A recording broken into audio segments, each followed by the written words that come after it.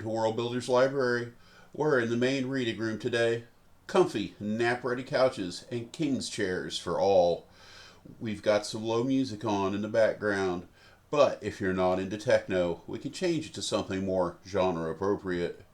We're talking about the economic development of Armitage today.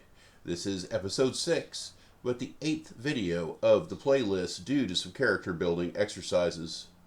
I'd say you definitely should listen to some of the build-up before starting here, but don't stress over it.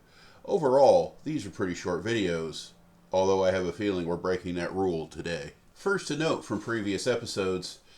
I suggested using bigger dice for more expensive materials in our formula.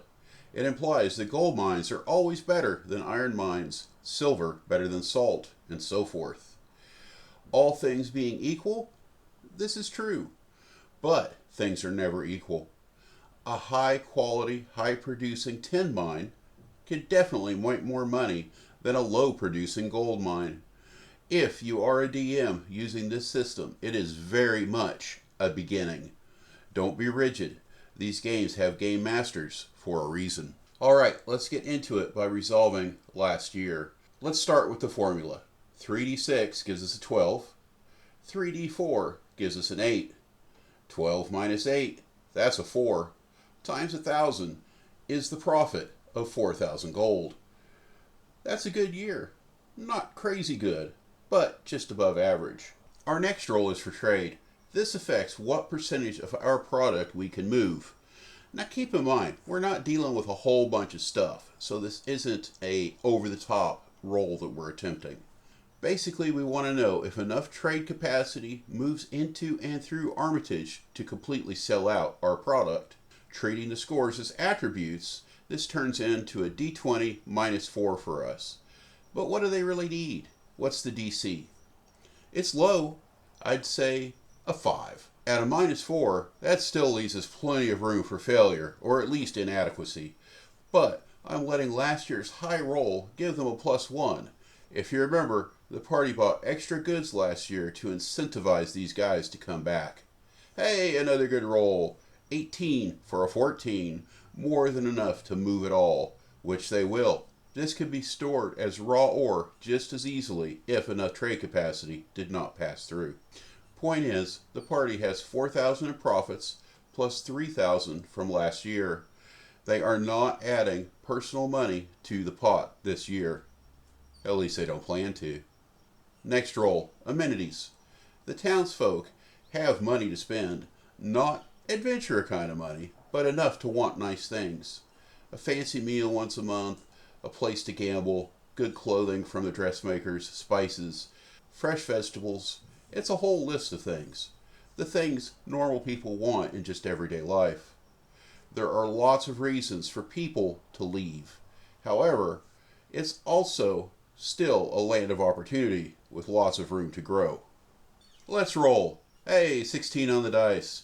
Minus 4 for the bad amenity score. That makes for a 12. I'm thinking an 8 would have been no growth, and a 20, 100%. These are numbers you'll have to determine based on what seems reasonable for your world building. In my head, a 12 makes for 20% growth. Hence, Armitage now has a population of 174. Next up is security. There is some crime in town. Gambling is not well regulated. There is an occasional violence without a system to look after it. When the party is not in town, things are very close to mob justice when it comes to solving problems. Also, again when the party is away, Armitage is an under-defended target. From previous rolls, we know there are entities beginning to take interest. Before I roll, I'm going to state the party assumes they might have a problem and plan on trying to spend more time close by. When they are away, they'll try to work on the problem as well. The roll. Oh, well, they can't all be good. A natural 1 with penalties, that drives us into the negatives, but the natural 1 is the important part. Things are bad. The dice give, and the dice taketh away. As a DM, it's obviously up to you how to handle this. This is a resolution of last year, so the event has already happened. Still, you do have the power to reconfigure things a little bit if you want to. You might want to stage a bandit raid, maybe a sect of the southern barbarians we've talked about. Maybe the party fights them off, but the new town hall is burnt to the ground, dropping the infrastructure score by 1. Maybe an important expert is killed in the fighting. I'm going to be a little more boring. Over the year, 2 thefts have occurred. First, a courier was mugged by an unidentified assailant as they transferred money from an ore sale. Magic is suspected as the guard escort was befuddled. Still, the robbery was bold and it was skilled. A few weeks later, a flat of electrum ore came up missing one morning. This is a solvable problem. More security. It is also an opportunity for solving the crime. I would be careful about letting the party come out on top financially, but that's up to you. A more apt reward might just be an increase in the security score if the party is able to take an action that deters future crime. The victory here is going to be preventing future losses, not recouping the old. By the system, that's already been dealt with. That natural 1 on the security check was the real determination of success and failure. Speaking of which, the loss was 1,500 gold, 500 of which the party pays out of pocket, and the other 1,000, well, they're just going to have to write it off as a loss, meaning their budget has become 6,000, not 7. Alright, we are creeping off of subject very quickly here. Let's deal with some more of our roles. The party invested twice in infrastructure and once in industry. That's a roll of 4 plus 4 and a roll of 18 plus 4 for infrastructure. That gives us a new score of 4. This is a big deal, even though it's still a bad score. We can now appoint 2 experts. And for industry, we roll an 8. So, woohoo, it's now a 1. Alright, most of the way through the video, and we are finally to our main subject for the day, industry. This is probably going to be your tax base.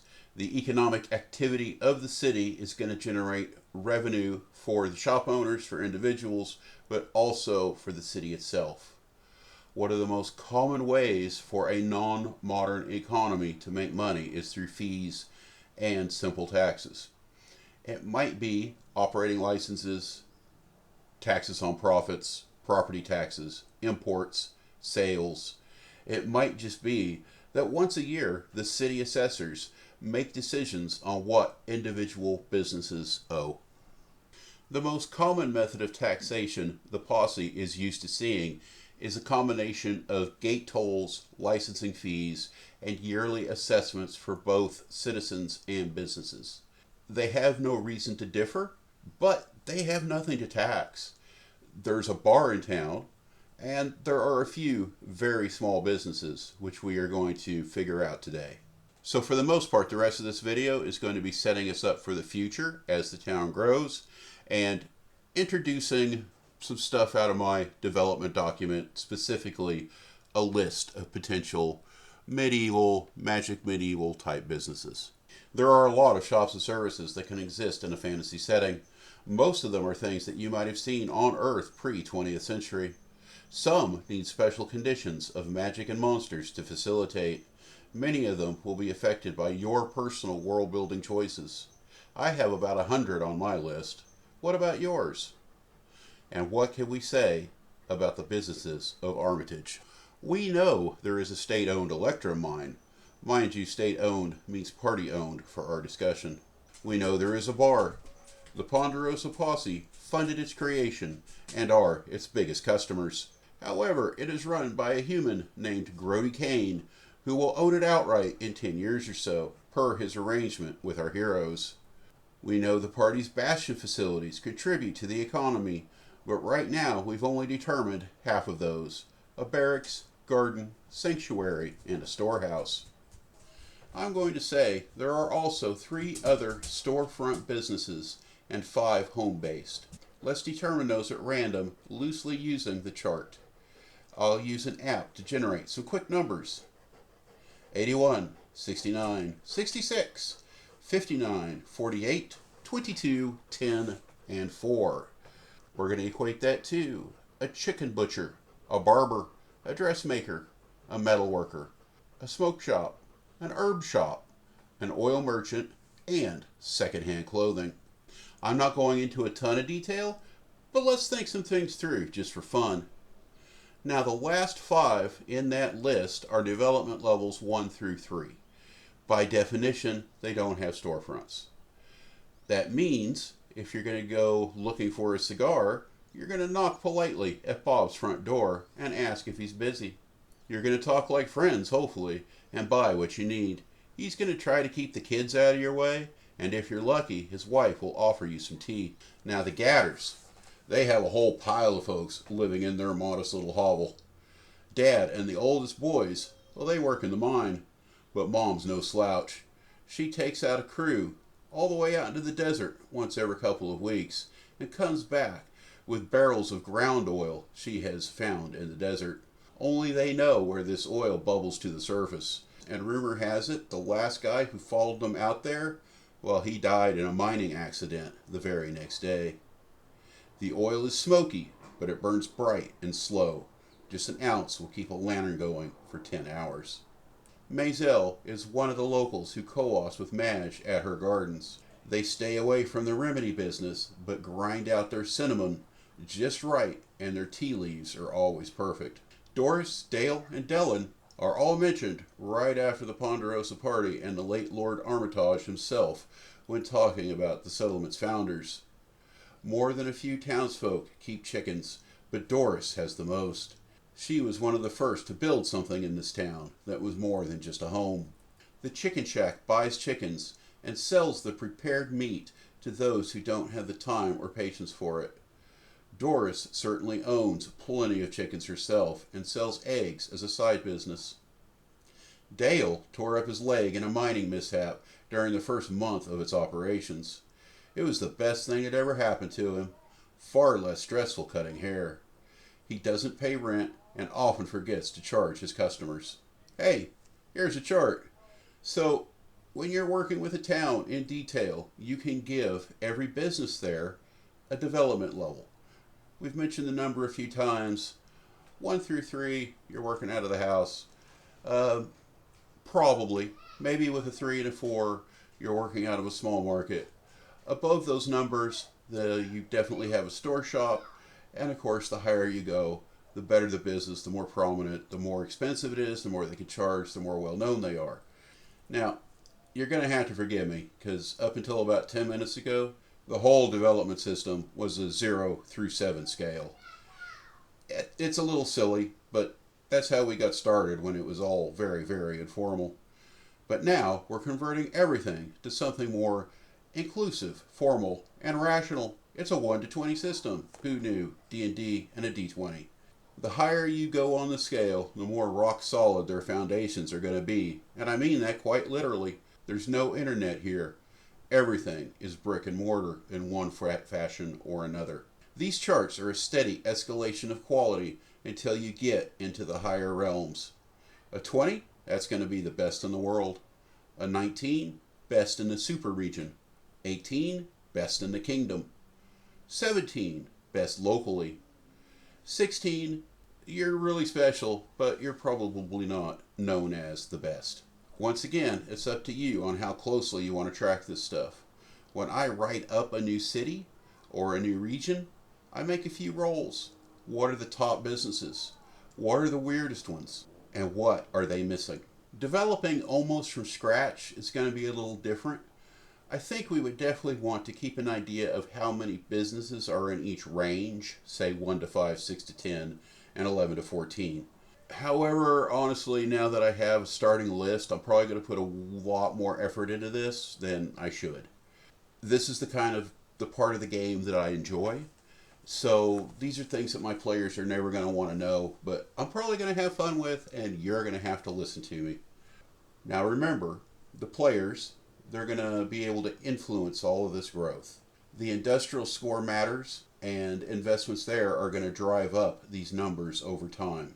In the end, though, these are all things that are in the hands of the NPCs.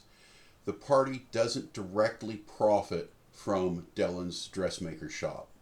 Just maybe someday, indirectly, through taxes. And even I'm not going to track exactly how much each business pays. There's going to have to be a follow-up video on how to use this industrial score. It's going to be, like I said, relevant to how much revenue that you can draw in. So it might just be a straight line chart that as the number goes up, the more money can come in. But for now, one last thing on the subject. You probably realize this, but definitely keep in mind there can be multiples of just about any of these businesses, and they're going to exist on different levels. Well-known businesses will probably exist around similar endeavors.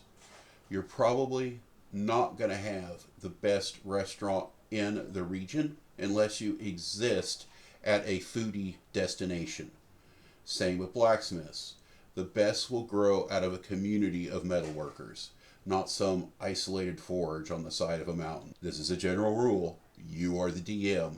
You do what you want. All right, year 4 planning. We have 6,000 gold. Damn thieves. Again, we're holding back 3. The party is not rich. But we do have the ability to assign 2 experts now, and we're going to put one in industry and the other in infrastructure. Where's the money going?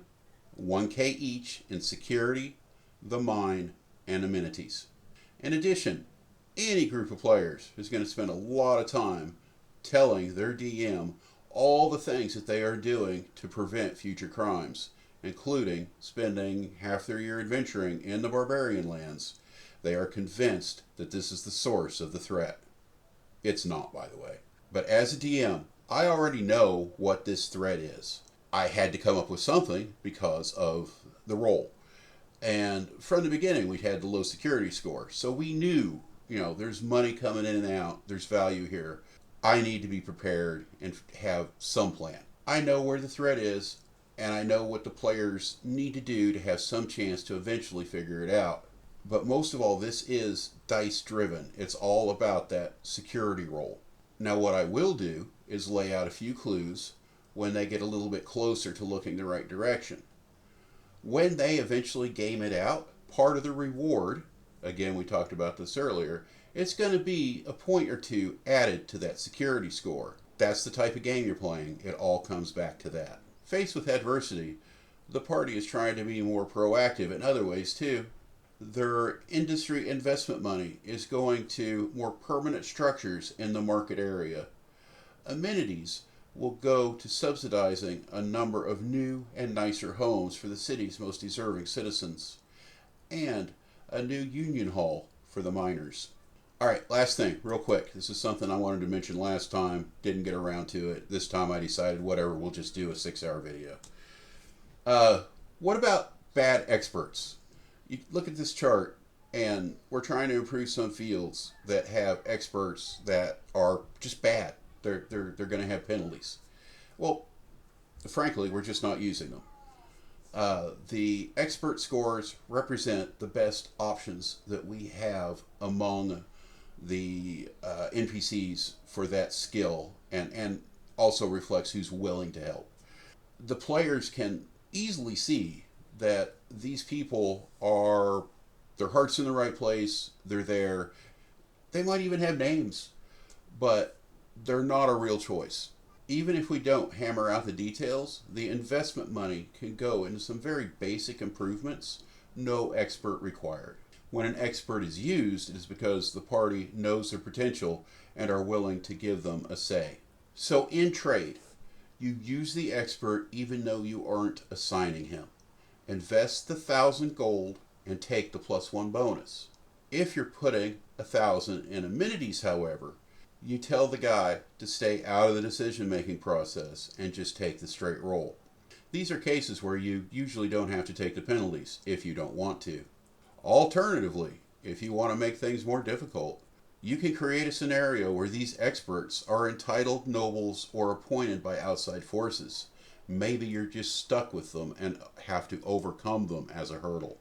Alright, I'm pretty sure this video was way too long, but we have covered what we meant to.